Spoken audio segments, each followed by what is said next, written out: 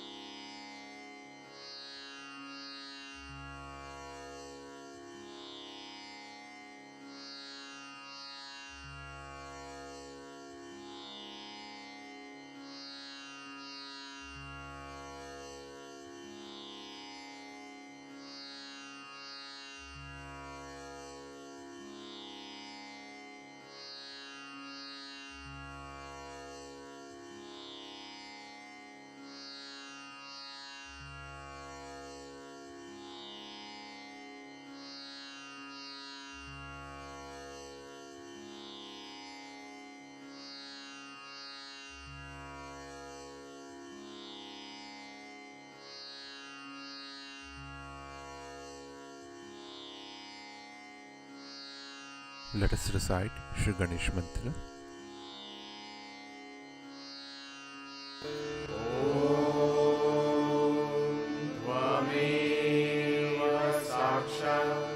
Shri Ganesha Sakshat Shri Adi Shakti Mataji Shri Nirmala Deve Namo Namah.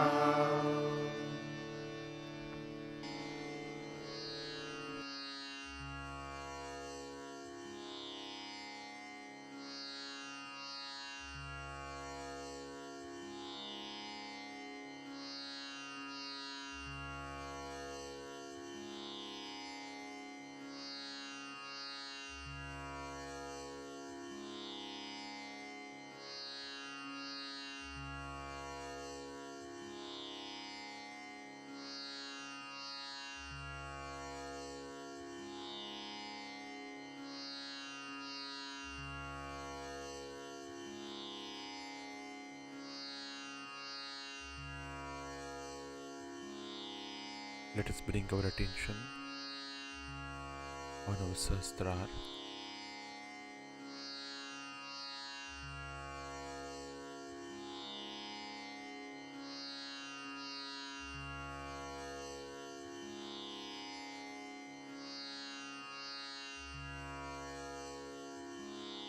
Both our hands on the floor.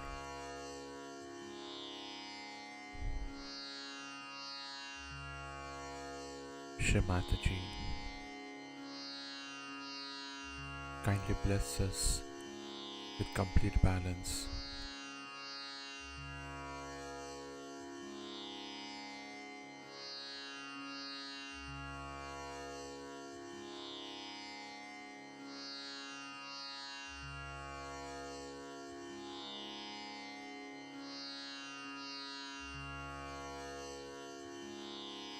Shri Mataji, kindly dissolve all our ego and superego.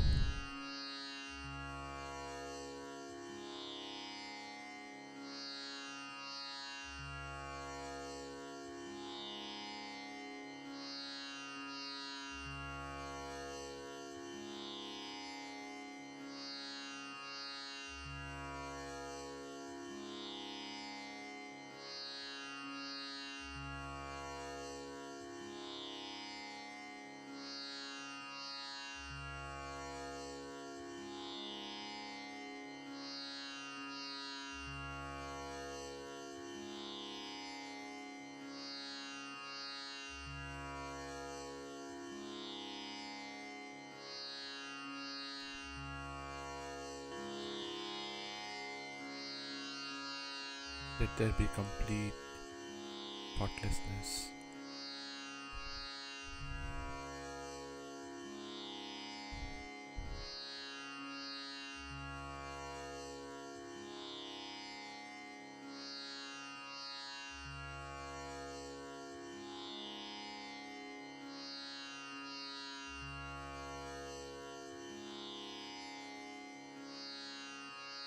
In this state, let us now listen to Shri Mataji's speech.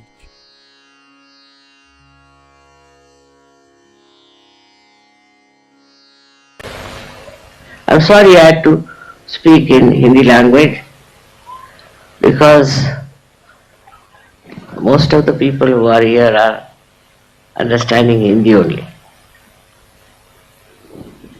When I am abroad, all the time I am speaking English, nothing else but English language.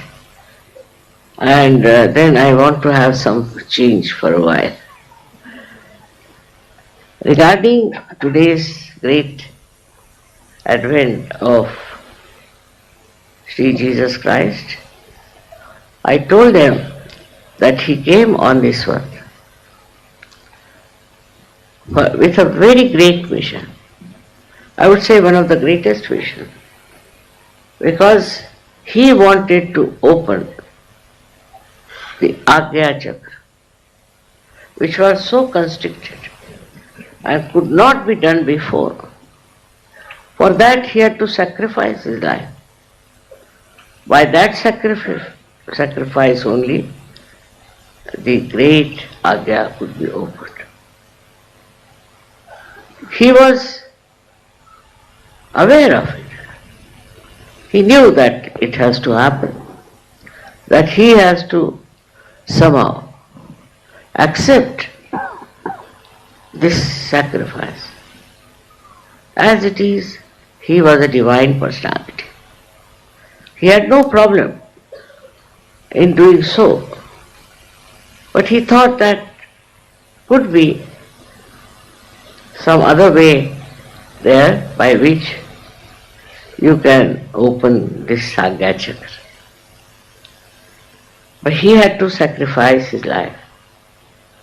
And in that sacrifice, he has shown that if you have to rise above this mundane, superficial life, you have to, in a way, sacrifice.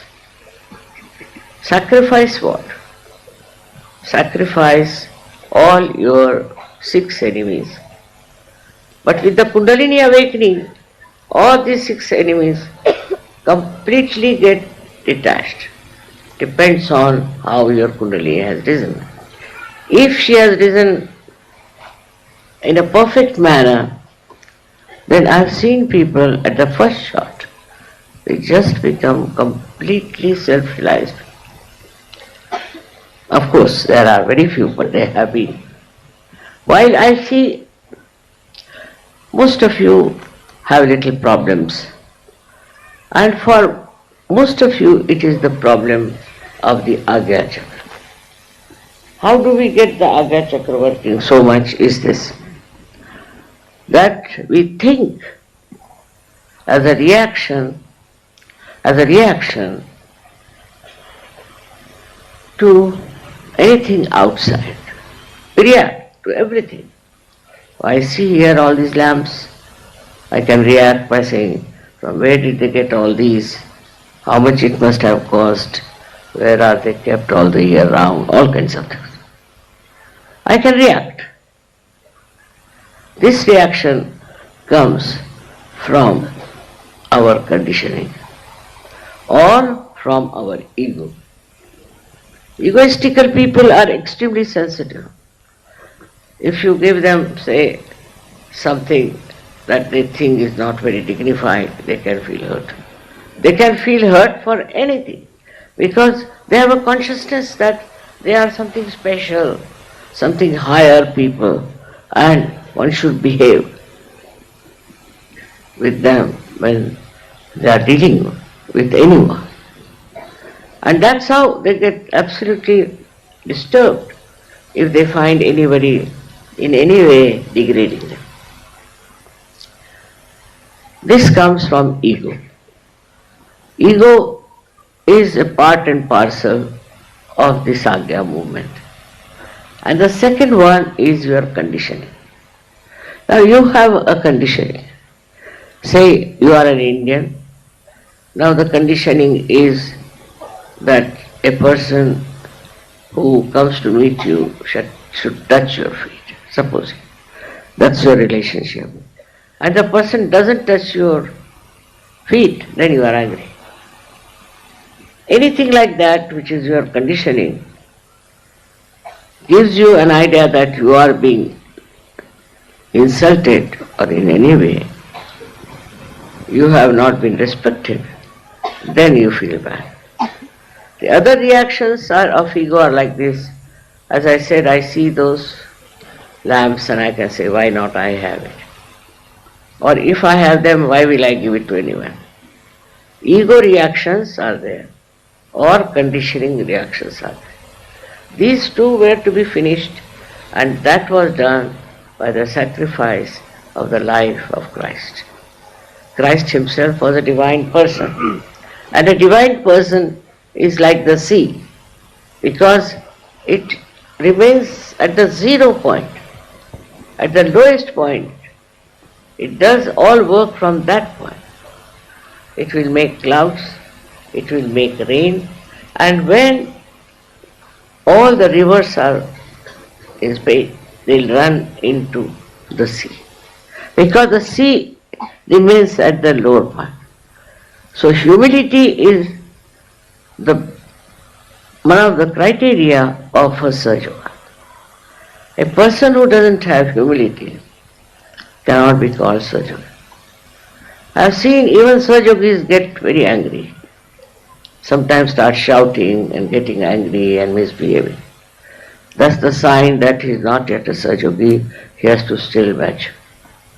So, this humility of a person will give you more stationary, I would say, more permanent state by which you will not react. You will not react. You look at anything, you react. But then you don't react, you just watch. And that is how the new state, or witness state, comes into. When you become the witness, you are just watching. Just watching. Not reacting, not thinking about it. But you are in the present. And in the present you just watch. Watch and really enjoy it. The enjoyment of all the creation is not within your mind when you are thinking. And when you are not thinking, the whole enjoyment of the beauty of all this creation reflects in you and gives you tremendous joy and peace. So one has to learn that we should not react. The today's problem is all human beings are very good at reacting. Reaction is the basic principle of today's life.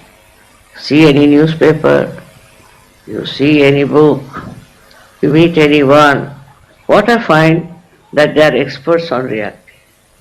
They react. And by reaction, what happens? They never achieve any essence of the thing. Essence is only through witness state that you can achieve. This is what we have to learn from the crucifixion of Christ, from his birth, that he was born in a very humble family, very poor family, in very adverse conditions. The reason was to show that all these outward things and all these outward glories do not make you great. The greatness is within, and when that greatness is there, then you don't care for it, because you are so much enriched within yourself that you don't bother about other things. You don't think about these things. And you live in your own majestic life. This is what we see in his life. He was a very majestic person. Otherwise, if you meet somebody who is a poor man, say, and who has felt the poverty, he'll talk to you with a beggarish style. If there's somebody who is born in a rich family, he will talk to you in a very, I should say, outwardly showing off nature. But a person who is a divine person, all these things don't touch. For him, riches or not riches, positions or no power is all just the same. And when that happens, then you should consider that you have become Sahaja-Yogi. I have seen people who come to Ganpatipura, now they are very much changed. Otherwise, in the beginning they used to say, we don't have water, we don't have this facility, it's very cold or hot, whatever it is. They were all the time talking as if they are on a holiday. It is something very different. You are here to develop your witness state. Did you see the sky? How beautiful it was. How orange, blue, all kinds of colors were. The color, it takes automatically and is enjoying it. It is not bothered that it should remain forever, that this will go away when there is darkness. Just watch it. The sky is just watching. Whatever comes its way, it takes it. So, it's so beautiful and it's so joy-giving. So the another thing is that when you are in that state of spirituality, then you are joy-giving, you are peace-giving, you are compassionate, and you love each other. All these problems of the ego just disappear. Ego is your greatest enemy, I think. And it is the one that really hinders all the wealth and beauty of your life. So if you could just see this ego, how it works, just you'll be enjoying it. It's a drama it plays. Alright? Let's have it. You can see the drama and then suddenly you will be amazed that you are not in it, you are watching it. When you are detached from your ego, you can see how it tries to entice you. These are the problems of today, and that's why we need Jesus very much. The problem of today is that people don't understand that how much harm they are doing to themselves, to others, and to the whole world by becoming egoistical. If they could understand, I tell you, they would give up. But the problem is, they enjoy that.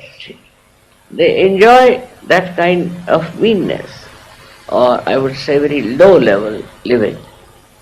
While you are also yogis, what you have to do is to understand why this ego is coming in my head. What have I done? Who am I? Once you go on asking such questions, this ego will disappear. And it's a big problem for me also to deal with people who have ego, because I can't tell them you have got ego. If I tell them, they'll all run away. If I tell them, alright, you are very good, you are very nice, then ego will be bloated. Then they say, oh, mother told us I am very nice. It's very problematic. I don't know how to deal with the ego of human beings. I know they have, but I don't know how to deal with it. I think it's only you can deal with it if you will understand what's wrong with you. That's a very good way of solving your problem and my problem also. My vision is too great, I think, for one life. I want a global realization. I want people all over the world to have realization. It's very remarkable how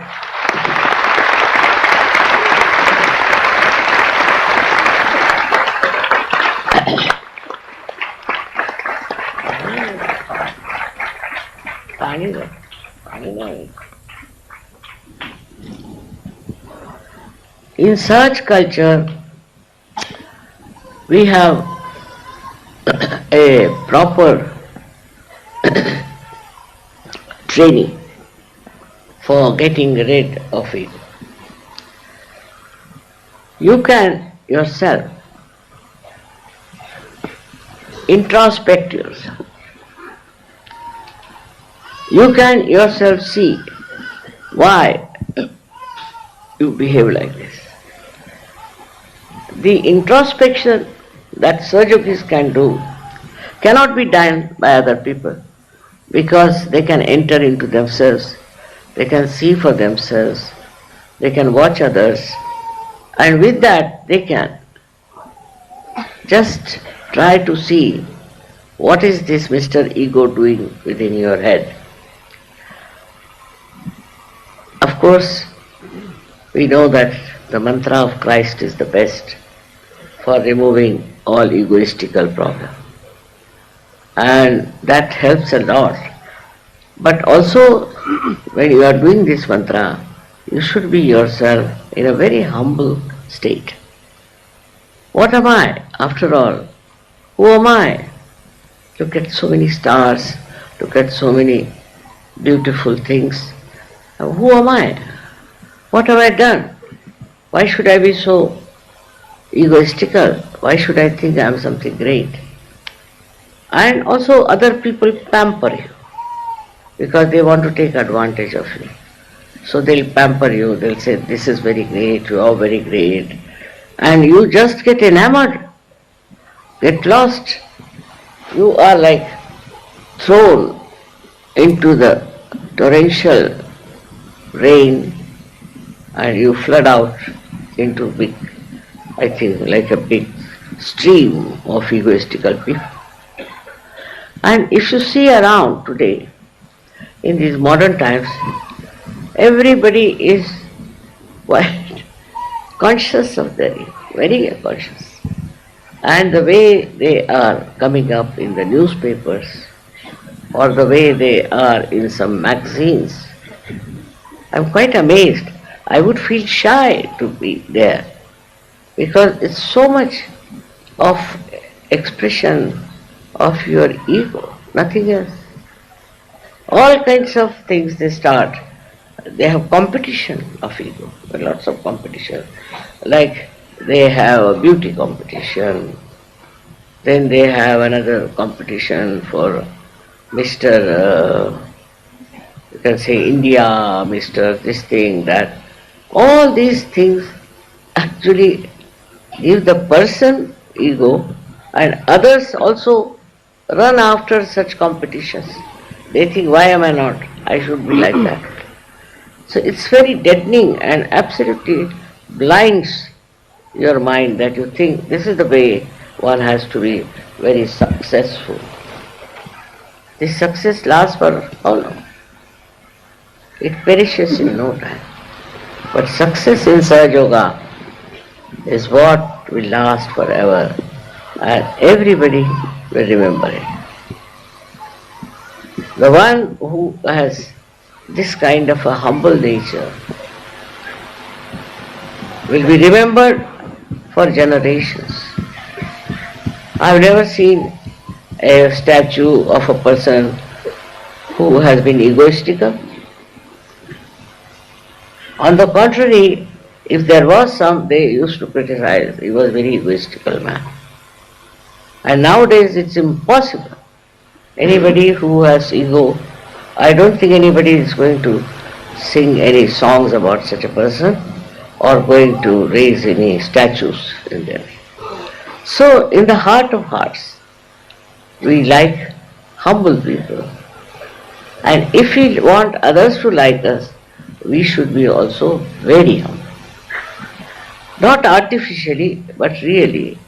by understanding that what are we? Why should we proud? Why should we try to overpower others and trouble others?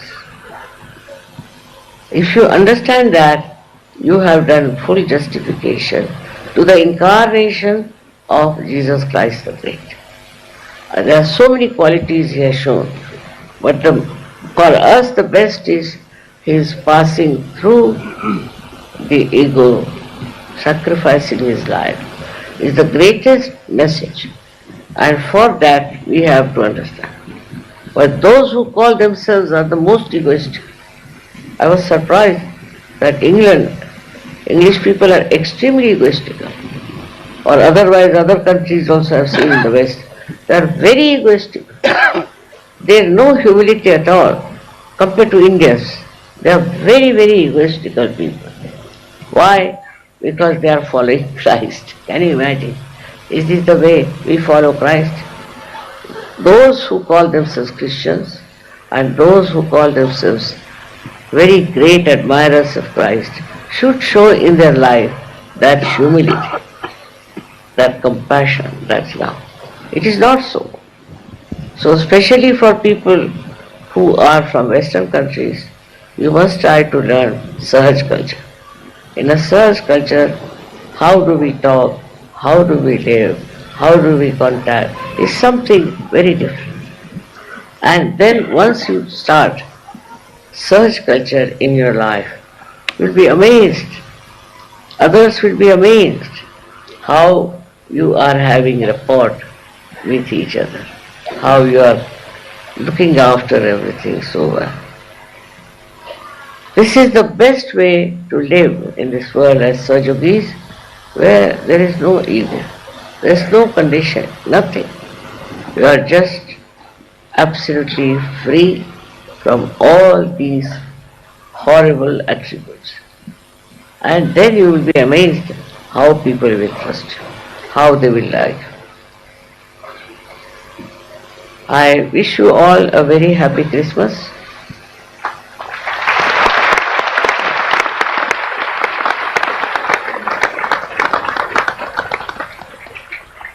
And also remember the message of Christ and his life.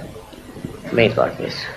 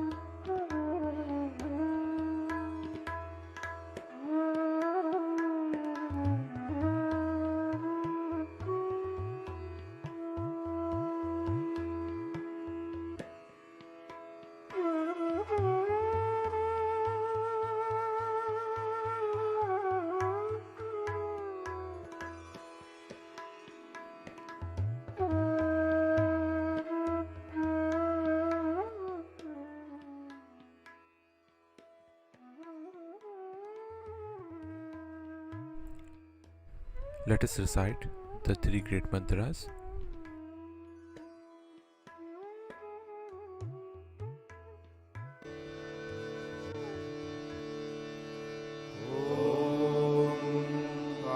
त्वमेव साक्षात् श्री महालक्ष्मी महासरस्वती महाकाली त्रिगुणात्मिका कुण्डलिनी साक्षात् श्री आदिशक्ति माताजी श्री निर्मला देव्यै नमो नमः। ॐ त्वमेव साक्षात् श्री कल्की साक्षात् श्री आदिशक्ति माताजी श्री निर्मला देव्यै नमो नमः। ॐ त्वमेव साक्षात् श्री कल्की साक्षात् श्री सहस्रार स्वामिनी मोक्षप्रदायिनी माताजी श्री निर्मला देव्यै नमो नमः।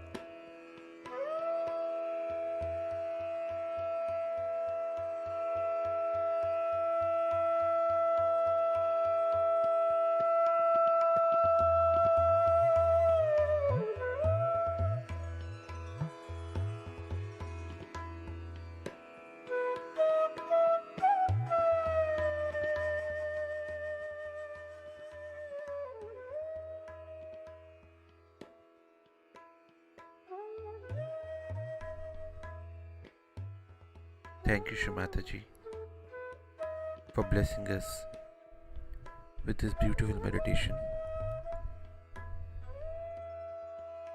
Let us all bow down to Shri Mataji, raise our Mother Kundalini, and give ourselves abundance.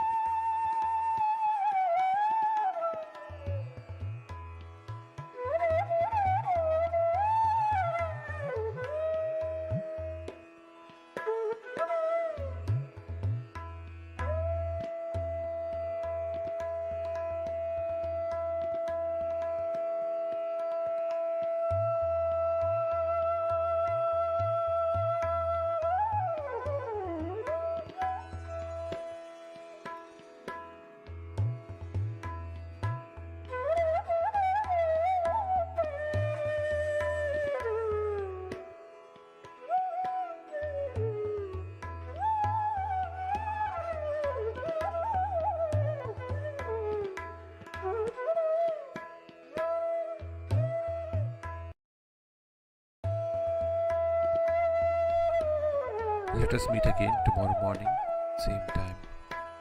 Jai Shri Mataji.